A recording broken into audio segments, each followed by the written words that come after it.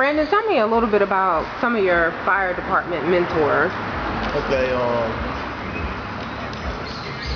Mike Carpenter.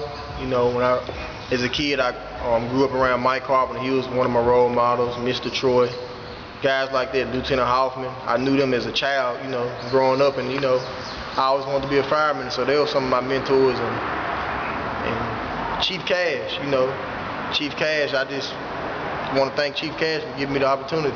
You know, Chief Cash changed my life. A lot of people don't know, but by him giving me this opportunity, he changed my life. He fulfilled my childhood dream, a lifelong dream, and you know, he financially and everything the fire department does, you know, it changed my life. I'm able to take care of my family now, and Chief Cash just changed my life, and I just want to thank him and Shelby County for giving me the opportunity.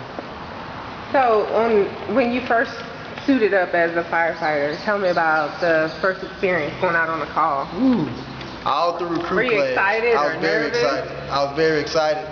I was just excited. I guess like it went back to the football days, you know, like leading up to a football game. When you walk out on the field before the first play, you all excited and amped up, butterflies. And but it wasn't nothing but it was a medical call, believe it or not. And everybody, we walk out and I'm all excited and amped up because we going lights and sirens, and it was just real excited. Tell me your experience with your first fire. Ooh.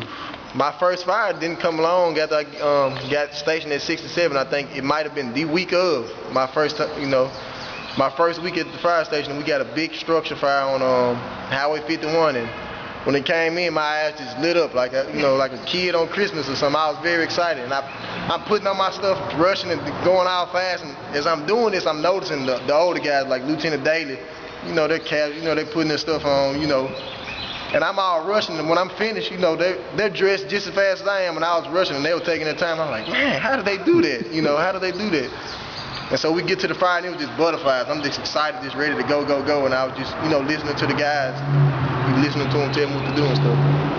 So was that experience everything that you dreamed of from when you was a little boy? It was. It really was. I love my job. It really was. It was exciting, surreal. Tell me about one of your most memorable calls as a firefighter. One of my most memorable calls as a firefighter. It was a car wreck. Some teenagers, they was drinking and driving, and the SUV flipped over, and it was on. The SUV actually landed upside down on one of the teenagers. From like his whole torso was under the SUV, and his legs were hanging out, and that's one of the most memorable moments because they actually went to my high school and stuff. I didn't know the guys, but that's one I can't get out of my head. It was just, to see something like that, it would look like something off TV or something, but it was real.